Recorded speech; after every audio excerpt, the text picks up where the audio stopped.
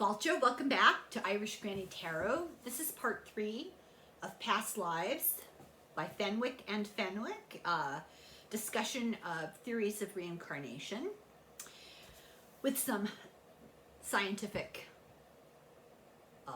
explanations. So this is video 3, so you'll want to look at 1 and 2. So chapter 15, stretching coincidence. Many cultures believe a birthmark comes from a past life. Dr. Stevenson, who we've discussed before, is one of the few who's actually studied this belief. He looked at 200 cases and he published a 2-volume book called Reincarnation and Biology. Fascinating. His thesis is that we are individuals because of genetics, environment, and the third factor, possibly because of reincarnation. The question he asks is, do the mental images of past deaths interact with physiology in a developing embryo? This area of study is just remarkable. He agrees there's no proof, no compelling proof at the moment. Now, this was done in the he started in the 60s and he went on until the 2000s. So don't know. We're gonna pursue this a little bit, I think. However, he offers some explanation that is not religious. It's more from a scientific point of view. It's a rational reason for how something that happened to somebody in the past life could leave a scar or a birth defect or a birthmark in a new life. He explains why in identical twins, 62% won't share the same birth defect like cleft palate. Birthmarks are not inherited. And I think that's really interesting. Dr. Stephen postulates sort of an opposing theory. The child has a birthmark by chance as a memory from ESP, that this is parapsychological. And a third theory is that maternal impressions can affect a pregnancy. Now, this is an old wives' tale. I can remember my grandmother used to talk about, oh, you don't want to be scared by a black cat while you're pregnant. Lots of crazy old wives' tales like that, but are they? Because now they're beginning to say, here's a theory that might hold these things to be true. For example, stigmata. Stigmata is this phenomena where people bleed at the hands and the feet and the side, and sometimes around their forehead, and claim these are the marks of the passion of Christ, the death of Christ. And it has been shown to be psychosomatic. But they've done studies where under hypnosis, they will tell somebody this penny on your hand is roasting hot and the person will get a blister. So is this some weird thing of the autonomic nervous system? Does this ability, this action cross the placenta? Old folk tales say that the sight and the shock of something can affect a pregnant woman, and so the question begs to be asked, why is there not a huge increase in the number of birth defects in a war zone after a war? There's a story of people having curses put on them. This one woman was cursed with, may you have a baby with no legs and arms, and the baby was born with no legs and arms. It's just a really eerie coincidence, or is there something more to it? Dr. Stevens suggests that psychic force is potentially a vehicle between death and rebirth, that there is some energy that connects one life to another and travels through, for lack of a better word, at the moment, travels through the ether. So that leads us to chapter 16, the psi hypotheses, PSI. Dr. Stevenson's made a serious attempt to link scientifically, with scientific technique, memory and personal identity that persist after death. This is not fringe stuff anymore. It's been a topic of study from a very long time and is actually quite a popular area of study in modern physics. Let's see what this says here.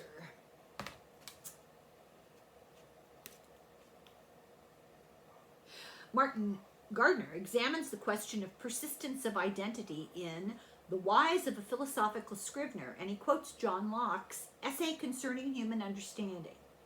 For Locke, persistence of memory is the basis for persistence in time of a person's identity, and this is independent of whatever material substances make up the body.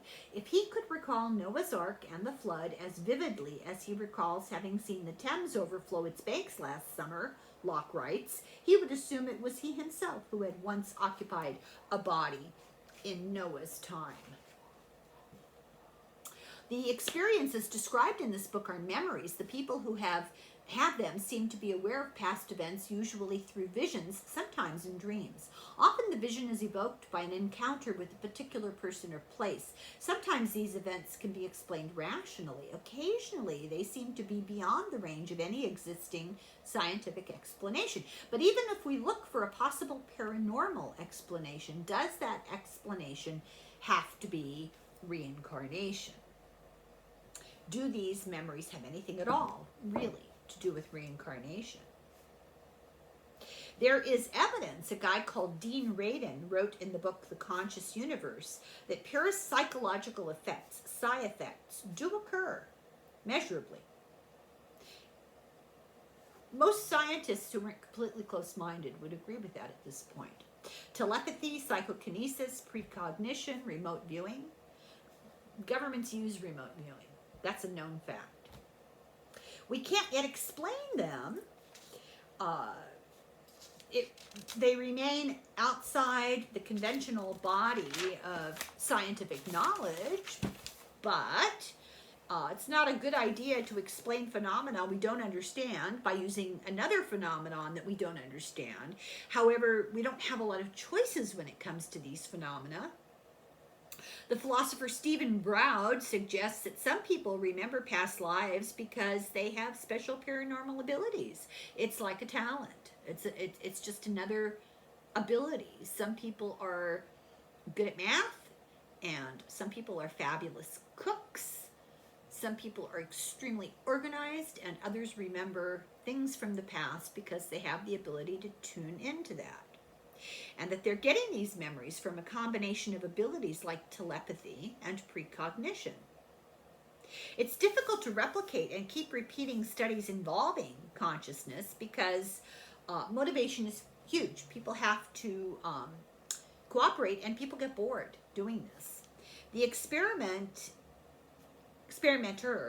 and his energy has an effect just by his presence. And some subjects are just not good subjects. It's called the sheep and goat effect. Psychic phenomena are well known to occur independently of time. It is possible to influence an event that has already taken place, providing the outcome of that event is not known to anybody. This is so weird. For example, it's possible to change the distribution of numbers generated by a computer after they have been generated, provided they have not been looked at. From our scientific knowledge of parapsychological events, we can postulate that memories of a past life are nothing but the picking up of events that have already occurred in the past and experiencing them in the present. Reincarnation need not enter the picture, and this theory does seem to fit the fact that such memories don't seem to be available as continuous experiences over long periods of time, but as a series of highlights picked out of one particular life. With telepathy, some very sensitive people may be able to read or intuit this energy that lingers from the past. There is accumulating evidence that telepathy does exist. Stephen says that the kids that he studied did not show remarkable skills in other kinds of psi abilities like ESP. However, past life memories seem to come in flashes and behave a lot like telepathic flashes. However, it's been shown that belief in reincarnation is one of the best predictors of psychic ability. So another theory is that these memories are in a cosmic memory bank that contains all life experiences and that anyone can tap into them. You just have to know how.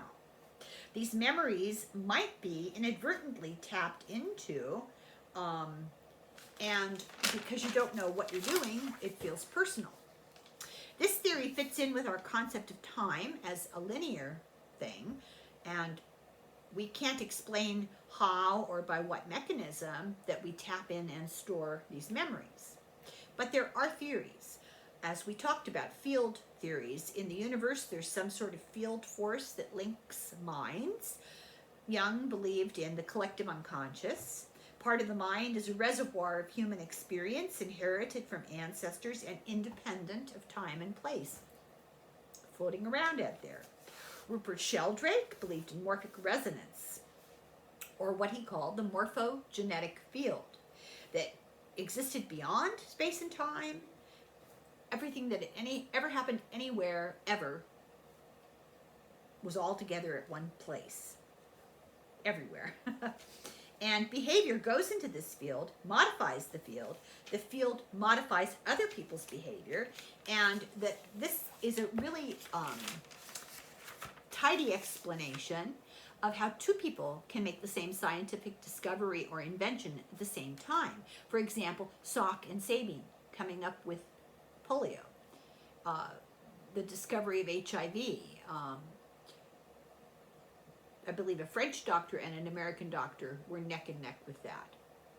This could provide an explanation for the mechanism of passing on memories after death. It would explain why kids don't usually have memories of adult life. They don't resonate with memories of adult life that are out there because kids' brains are so different from adult brains. That there's some sort of like a wiring issue, perhaps. It would help explain telepathy, which is often strong between two people who resonate. You'll meet somebody and you feel simpatico with that person, and you'll know when they're going to call. If they're on the phone, you'll know to expect a letter in the mail that day. You'll know, I'm really dating myself here, but you know what I mean. But this doesn't address children who do remember being an adult, and it doesn't address past life memories with extreme continuity and detail, which are less common but do happen. Reincarnation offers a better explanation in those particular cases. And it's not all mutually exclusive. Telepathy requires a sender and a receiver, not a dead sender, unless there is a disincarnate mind, a spirit or a soul that holds the memories of the individual. And this would tie into people's experiences of out-of-body experiences or near-death experiences. Maybe this is all about past life memories. Maybe it has nothing to do with reincarnation, but they're being communicated with by disincarnate souls, like communicating as a medium. Either way, this would indicate that something continues after death of the body. So science and the soul, what do they know about that?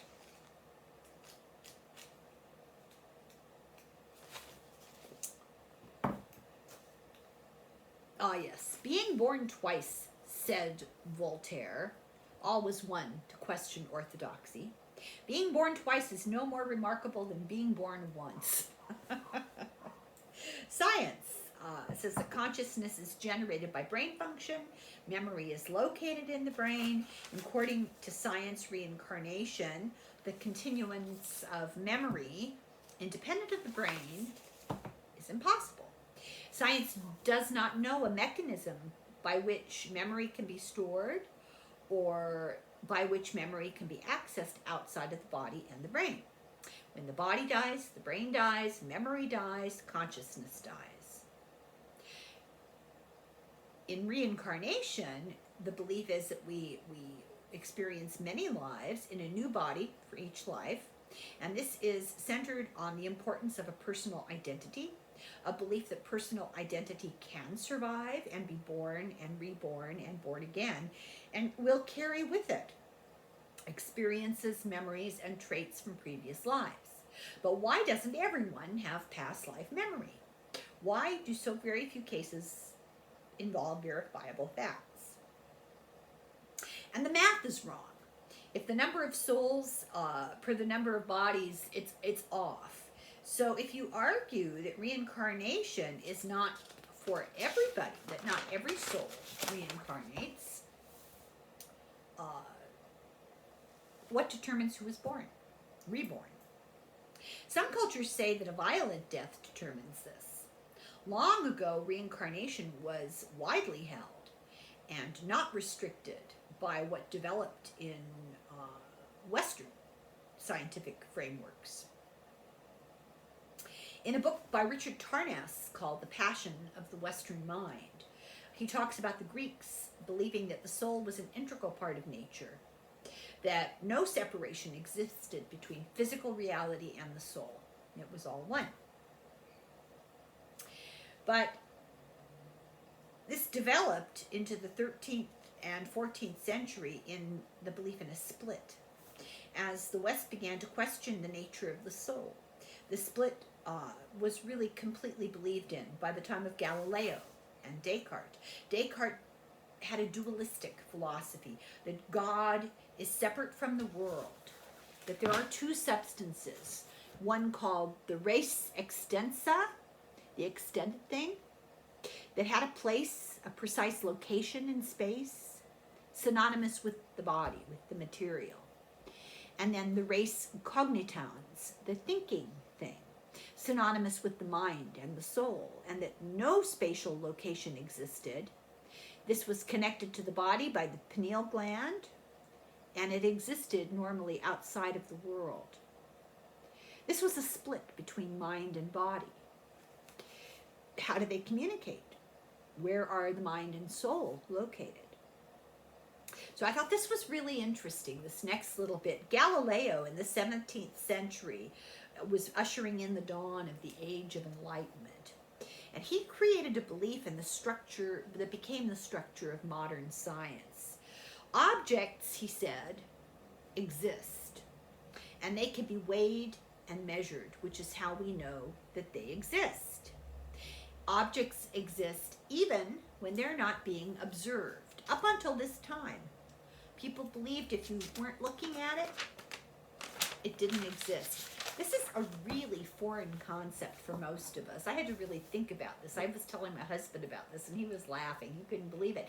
If you don't look, I mean, if I can see what's behind me. But if I couldn't see that harp, it wouldn't exist.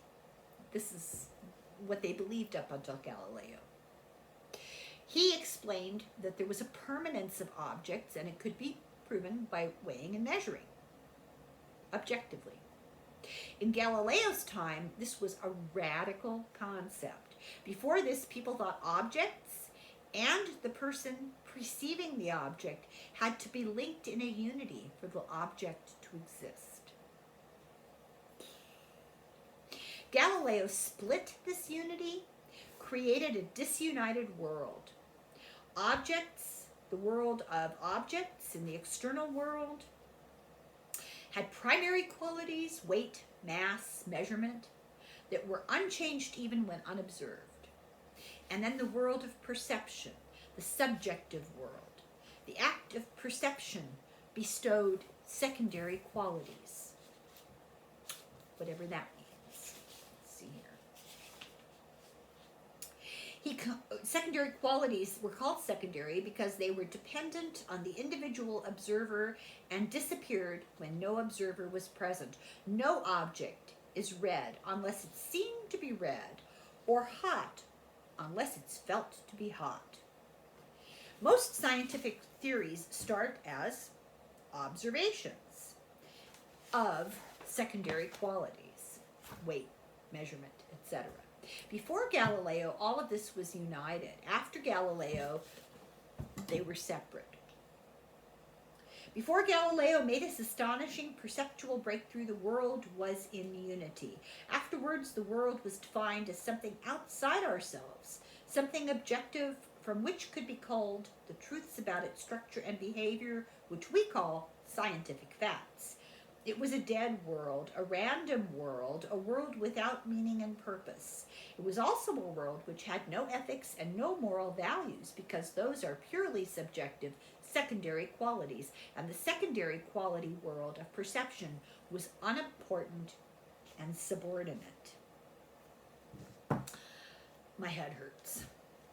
Thanks to Galileo, we developed science and the understanding of the brain, but we still don't know how we get from neuronal function to conscious experience. We don't know how we get from the brain doing its little physiological thing to our consciousness. So how do we discern the question of the soul and of reincarnation?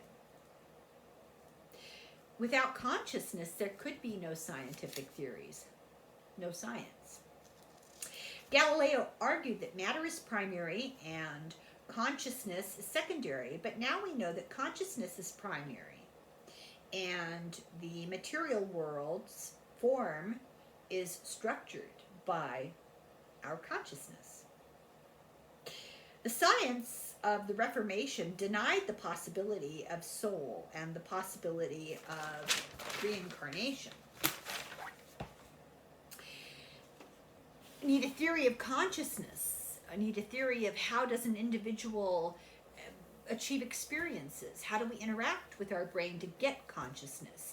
And how do we store that once it's experienced? Physicists are doing more work about this than biologists are. In quantum mechanics, consciousness is an integral property of the world. Therefore, consciousness can exist outside the brain. Therefore, the soul could exist and could be released by death into the ether. We need a new science of consciousness, a subjective world to heal the rift between objective and subjective that Galileo created. Perhaps matter has two faces, and this is where this just gets hard to understand. One suggestion is that matter should be regarded as having two faces, a subjective internal face and an objective external face. The scientist viewing objectively sees the external face of matter. The internal face has to be experienced and is seen subjectively.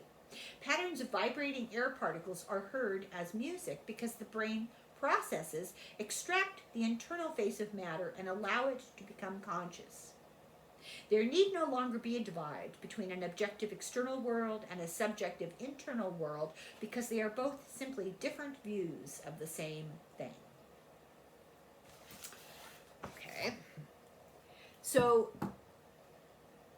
there are two major new advances. One is the theory of relativity, which deals with very large masses, and the second is the theory of quantum mechanics, which deals with the atomic world. When you put them together, it shows that matter may be highly interconnected, that Galileo and Newton were not wrong. They were incomplete.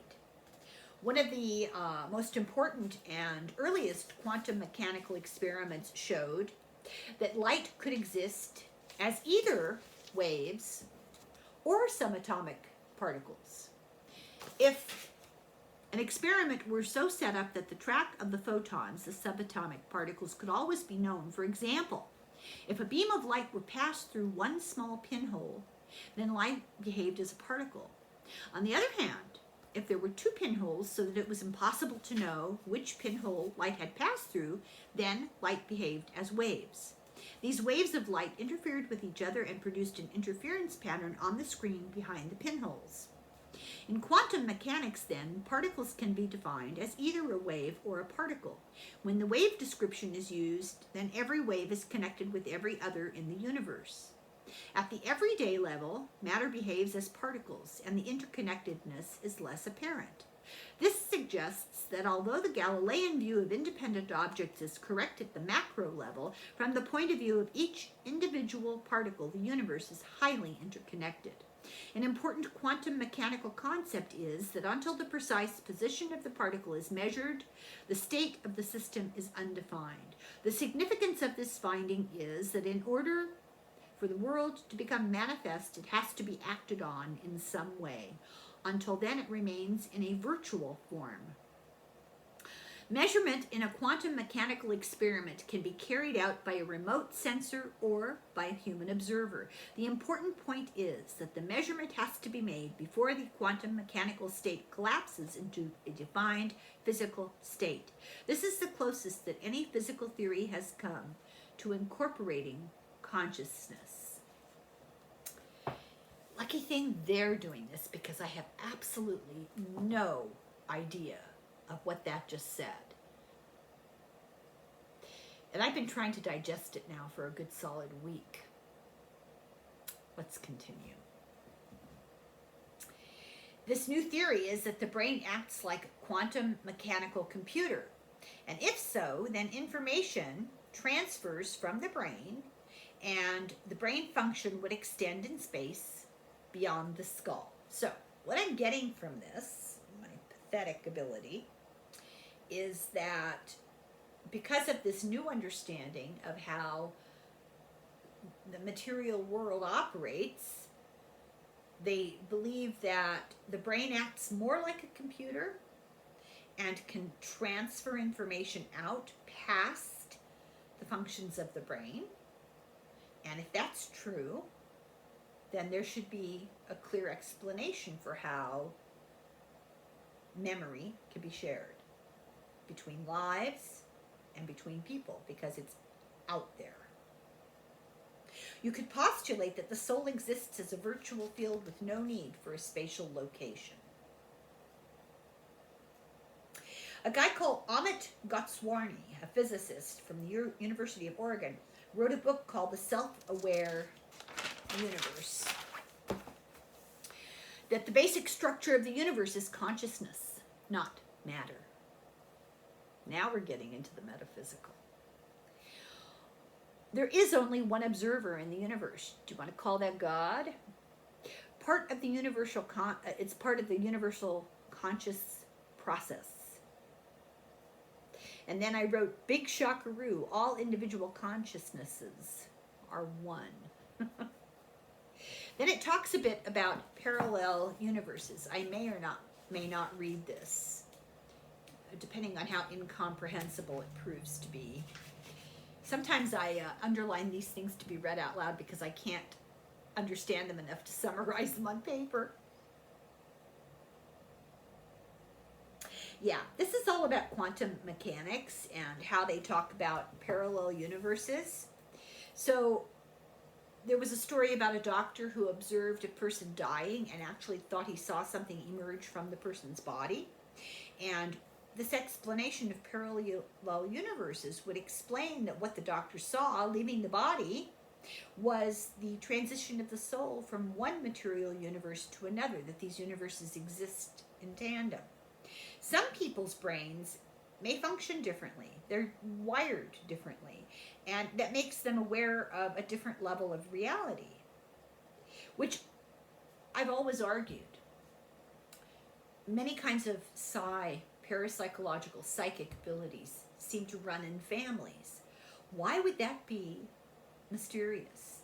People genetically inherit their anatomy and physiology, and share similarities across generations.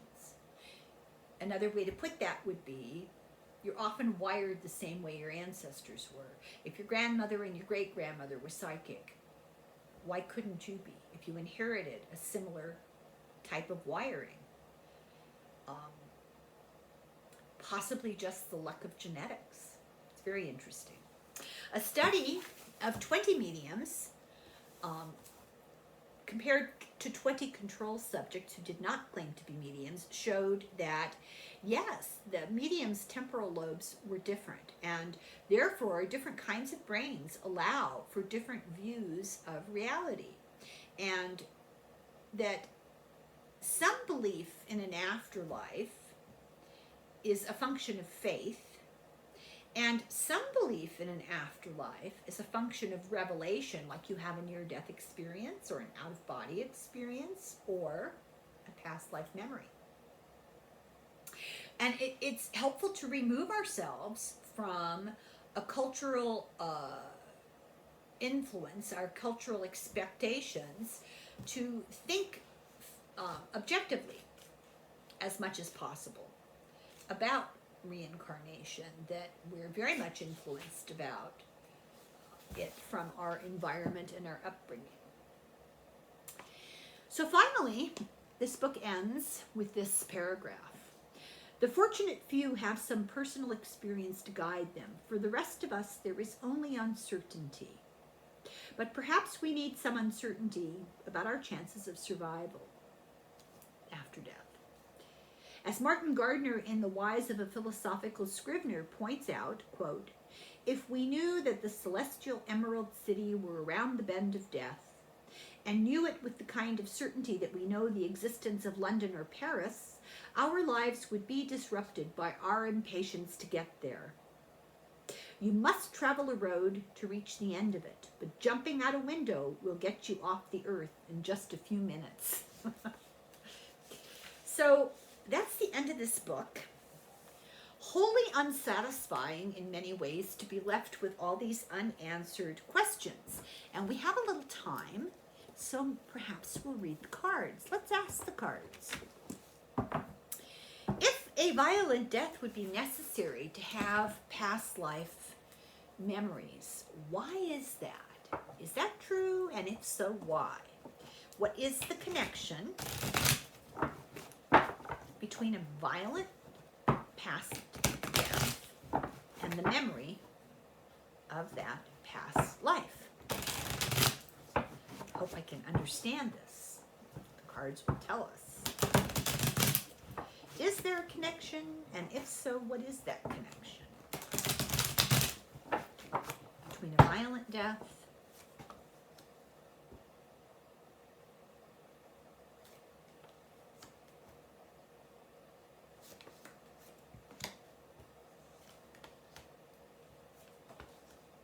well, I'm not sure that I'm understanding what I'm looking at.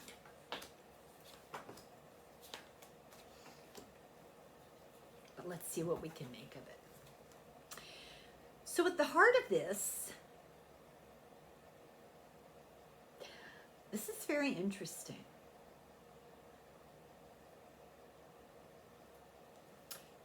The Two of Swords reversed, which can talk about self-deception.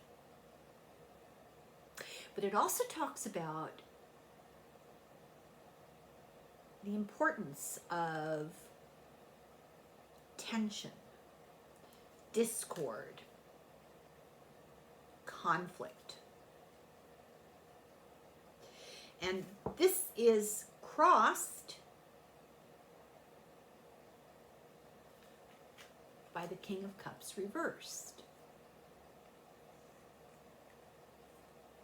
And I'm wondering, is this saying, I'm not getting a really strong take on this. It's very obscure reading here. I'm looking at these cards and I'm not getting the kind of narrative I usually get. And I wonder if what this is saying is that often people will deceive themselves into believing that they're remembering a past life. Yet if they're remembering a past life, it's a function of the amount of discord or tension that they bring with them from the past experience. That for some reason there's some kind of a lesson from the past that's so vital to the present that it's left an impression that they remember.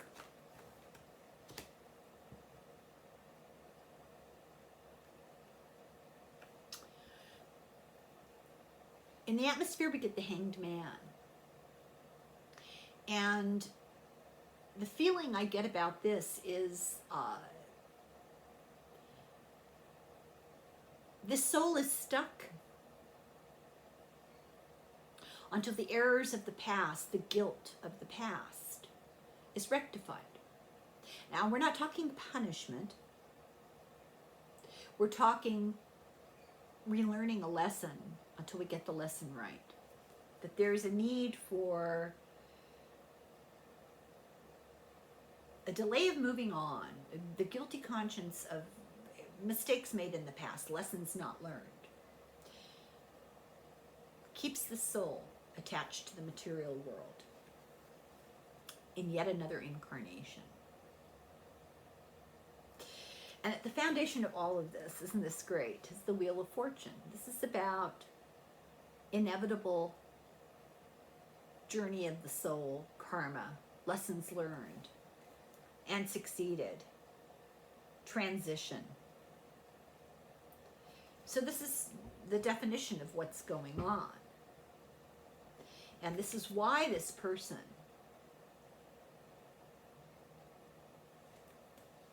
is here again. And perhaps an individual sense of guilt or intensity or trauma of a death. There's some lesson attached in that. It's not, the question really, okay, the question that's important is not, is this a past life memory? The question is, what is this memory? No matter what it is, past life or whatever, what am I supposed to be learning from this memory? What does it have to teach me? And very clearly, I get the sense of one life leading into another, one life handing the gift of experience and lessons to the new life with the opportunity to continue and progress.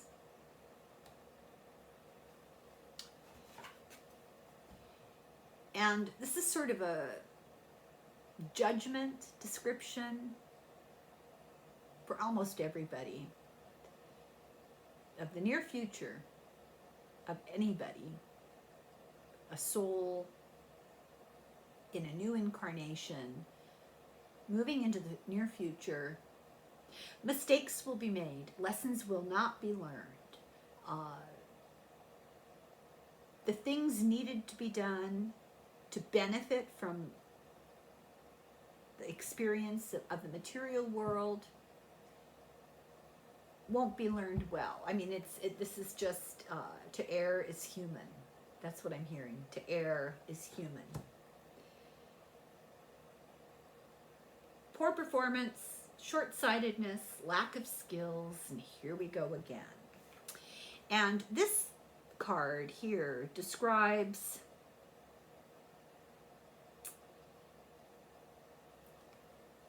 the soul in transition experiencing the new life, the Empress reversed.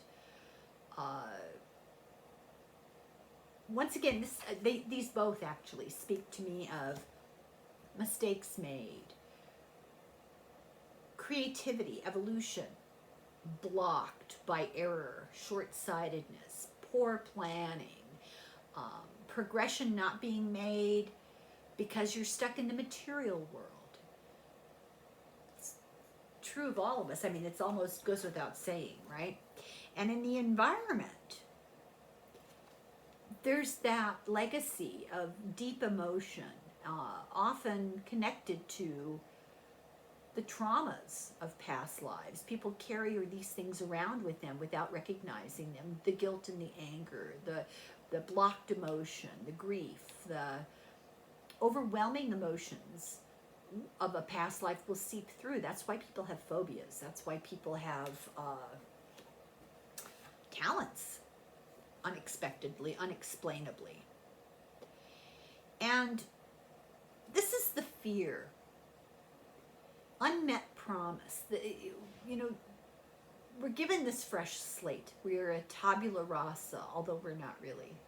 But we come into this new life with the lessons learned from the past. Mistakes made, but lessons learned. Part of those lessons are you made those mistakes. Now's your opportunity to rectify that. And it's not about punishment. It's about learning and getting better. And yet we blithely go about our business screwing it all up. Now this is becoming more clear. That's exactly what happens to us. We come into this life, we're given the opportunity from the past life to the new life, heal things, make things better. Here is your chance. And what do? Get away with the naughty stuff. We don't learn the positive lessons. We sully this opportunity with our mistakes and our weaknesses. So, why do some people remember more than others? For them, there's a purpose in memory. There's something they need to learn. People are too focused. If you have past life memories, it's interesting, but people get bogged down by the details, the mundane details of what century it was and what we wore and how we cooked our food and what language we spoke and the wars that I fought in and how I died, rather than what happened in that past life that was a valuable lesson. How did I fail to meet that lesson, or what did I learn from that lesson, and how can I take those experiences and apply them to today to improve on them even further? That's the usefulness of past life memories, not the stupid details of what your name was and who you were married to and what well in the village you got your water in. Those are not important. What's important is, how did you live your life? What lessons did you learn? And what can you apply to your present life? Let's ask about the relationship between parapsychology, psychic ability, and past life memories. Does it help to have a little bit of psychic ability? Do people who have past life memories have psychic ability, and that's why they're remembering things?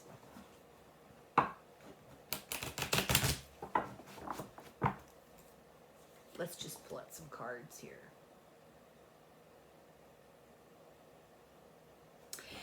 Actually, I do believe so. The Three of Swords reversed. They are having these memories because they're able to plug in to the old traumas, the blocked grief, the old hurts.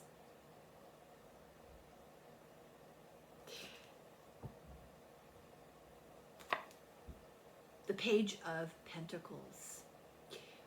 The beginning of something new, and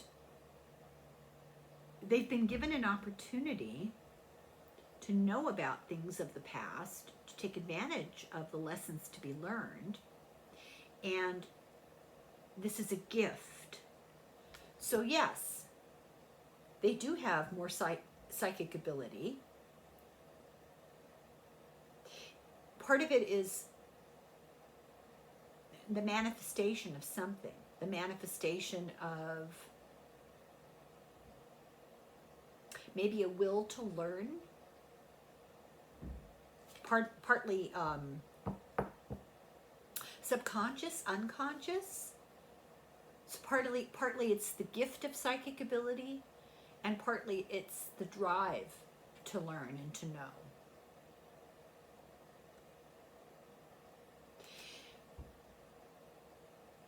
Partly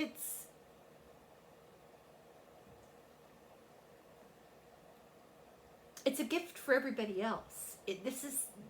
They're handed an opportunity, so this goes beyond the science, and it goes beyond the wiring and the inheritable traits of psychic ability.